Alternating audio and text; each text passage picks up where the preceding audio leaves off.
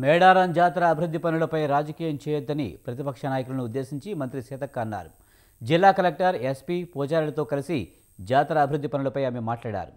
సమ్మక్క సారళమ్మ పూజారుల సలహా సూచనల మేరకు ఆదివాసీ గిరిజన సాంప్రదాయాలకు విఘాతం కలగకుండా అమ్మవార్ల గద్దెల ప్రాంగణాన్ని వెడల్పు చేస్తామని తెలిపారు.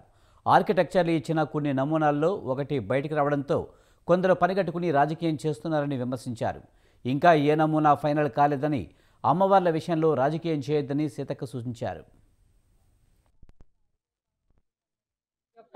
జాతర ప్రాంగణంలో గాని ములుగులో గాని కలెక్టర్ గారి అధ్యక్షతన ప్రజాప్రతినిధిగా ఆదివాసీ బిడ్డగా ఈ ప్రాంత ఎమ్మెల్యేగా అనేక సార్లు మా తల్లులైనటువంటి సమ్మక్క సారలమ్మ గోవిందరాజు పగడిద్దరాజు సన్నిధిలోకి రావడం మేము ఎప్పుడు కూడా ఇక్కడికి వచ్చి మొక్కులు చెల్లించుకుంటా ఉంటాం. అదే విధంగా ఈ జాతరలో సేవ చేసే అవకాశం నాకు దక్కడం అదృష్టంగా భావిస్తూ మరి అధికారులు కలెక్టర్ గారు, ఎస్పీ గారు, మార్కెట్ చైర్మన్ గారు, ప్రధాన పూజారి జగ్గారావు గారు, కాక వెంకన్న గారు కలిసి ఇప్పుడు సమ్మక్క సారలమ్మ జాతర టెంపుల్ కి సంబంధించి గుడికి సంబంధించి మార్పుల చేర్పుల గురించి మరొక్కసారి డిస్కస్ చేసుకోవడం జరిగింది, మాట్లాడుకోవడం జరిగింది.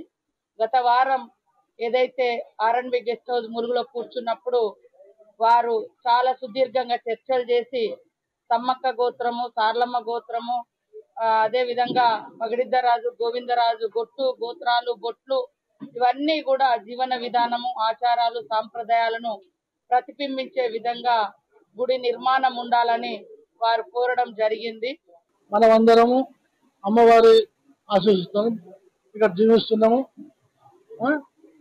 మేము కూడా ఇంత ఖర్చు పెట్టి మన ప్రభుత్వం వాళ్ళు స్టార్ట్ చేద్దామని మొదలుపెట్టేందుకు చాలా సంతోషపడుతున్నాం మేము. ఎందుకంటే ఒకప్పుడు మట్టినే చూసేది, ఇప్పుడు అక్కడ చూస్తే చాలా పవిత్రమైన స్థలం, ఇంకా పవిత్రంగా ఉన్నది. మినిస్టర్ గారికి రిక్వెస్ట్ చేయాల్సింది ఏంటంటే ఇది పూర్తి చేస్తారా, 3 నెలలు ఉన్నది అని ఇప్పుడు అడిగితే చేస్తాము అన్నారు. అది తొందర చేస్తే చాలా సంతోషం. మనమందరము అమ్మవారి ఆశీస్సుతో ఇక్కడ జీవిస్తున్నాము.